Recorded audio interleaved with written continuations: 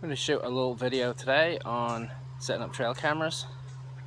You can see right about there, I have a camera set up in a clearing. It's on a trail, farm field. You've seen this area before. I've trapped animals here before. Right across the path from the trail camera, I had some bait set for fox and stuff. See if we get any pictures. Foxes are hard to catch on trail cameras because they're always moving, so you've got to try and get them to stop. You have to have a pretty quick camera time, shutter time on your camera to catch them in action. They're good for the deer and stuff though.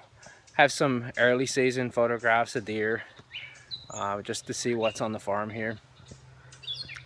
So we're gonna set one more camera out. I have 3 out altogether, and I'll move them. I'll keep moving them around to see what we can catch. But some of the pictures are pretty cool. It's nice to see, what's around and catch the pictures of the animals without intrusion, as it were. Sometimes you can get pretty cool pictures. I'll put some pictures that I had taken up on this video so you get to see some of the stuff that we see. This was in another area where I had converging deer trails. There was 3 deer trails coming through this one clearing. And as you can see, I caught a lot of activity on that. If you look at the bottom of the screen, it shows the date, the time, and then also the moon phase. So you can use the camera a lot to help time when the deer are traveling.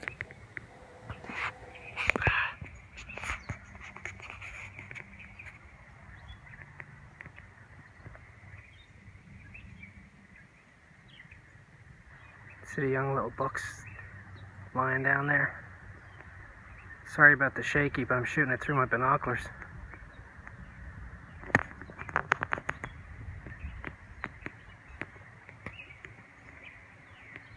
There he is. Cool.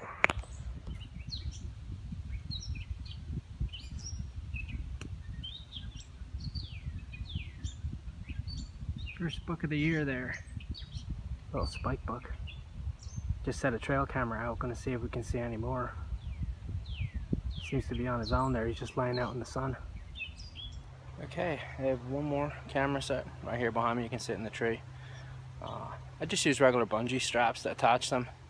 I like to keep the cameras camouflaged. Also, these cameras don't produce a flash that's infrared, so especially for coyote or fox or anything like that that's going to spook with light. If you're catching pictures at night or deer, this uses infrared. So you'll see some of the nighttime pictures where it looks like black and white. It's actually infrared light. It uses IR illumination. Now on a 16 meg camera, that camera will hold 1,000 pictures on a 16 megabyte card. You'll easily hold 1,000 pictures. Some of them also shoot video. I don't shoot too much video on them. I prefer to take the photos, although the video is pretty cool too. Sometimes that works pretty well. Now I'm in a high activity area here where there's a crossing. There's a little drainage creek behind me, and then there's multiple deer tracks coming into this point. It's kind of like 4 or 5 different trails crossing each other, and they come to an area that they converge. So you want to always put your camera in the area where you're going to think you're going to get activity. At least look for tracks, look for droppings, look for sign. I'd like to set one up actually later on in the season on a deer rub or on a scrape, and see if the deer come and visit the scrape and what they do around the scrape. But hopefully we'll get some. Actually, it's probably taking pictures of me right now, so hopefully we'll get some photos and put them up. I'll put some pictures up of the deer that I shot in early season, just to see what was around the property, just to test out the cameras. I didn't spend a lot of money on these cameras. I bought them used for 20 bucks a piece, so you can't go wrong with that. You can spend a lot of money on trail cameras. They're very expensive, especially the newer ones. They have cellular ones, solar powered, cellular, where it attaches to your cell phone, and every time it takes a photo it'll email it or text message you when you get a video or a photo. Very high-tech stuff. These are not that high-tech, but hopefully we'll get some nice shots and I'll post them up. I did test one at home where I had a raccoon coming up on my deck eating out of my squirrel feeder. That was pretty funny. So I'll post some of those pictures up too. Here are some really nice pictures I caught of does with fawns. You can see the doe is just coming out of her winter coat. That's how it looks patchy like that. She still has some of her winter coat, the thick winter coat left. That's a perfect picture there. Couldn't have posed it any better. And you see the doe here again with the, and she has that shaggy looking coat. Here's some at night.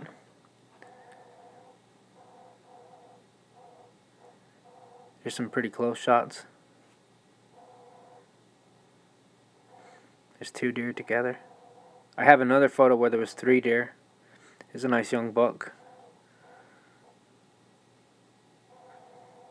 Another little fawn on its own there. Pretty sure mom wasn't too far behind. Another nice young buck there. You can see he's in his summer coat. Another one looking into the camera. There's another doe on her own.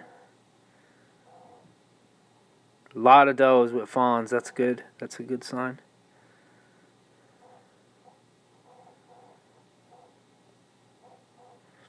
Here he is, the masked bandit, thieving out of my, he's right outside my kitchen window actually. He's about 2 foot outside my kitchen window.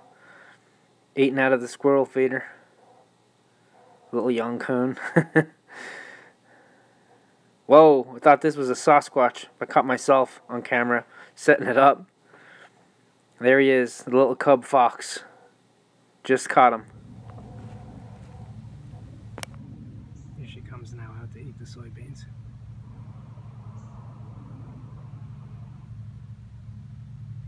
She's still looking at me.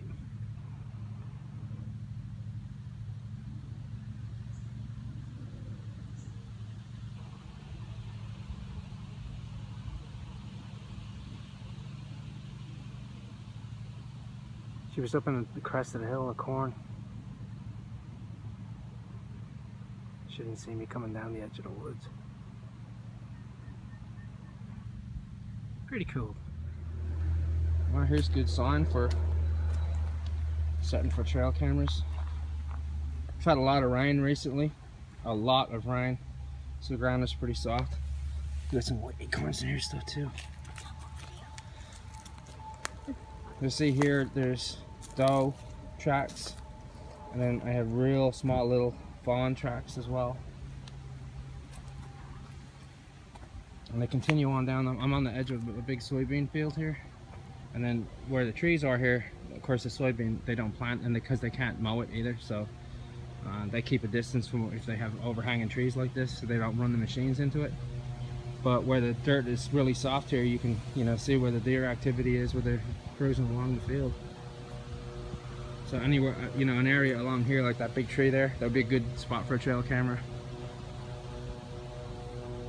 It's tougher to video with corn. That's much harder because the corn is so high. You've got to pick a spot where they're coming out. But you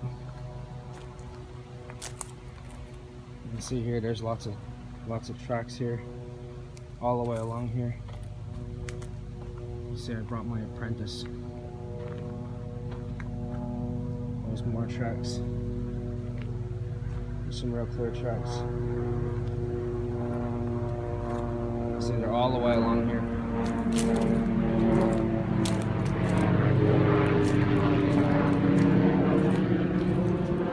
Some more. Here you can see the real tiny little fawn print. I mean, look at the length of it. So you know it's a fawn. You know a big buck track when you see it. It's enormous.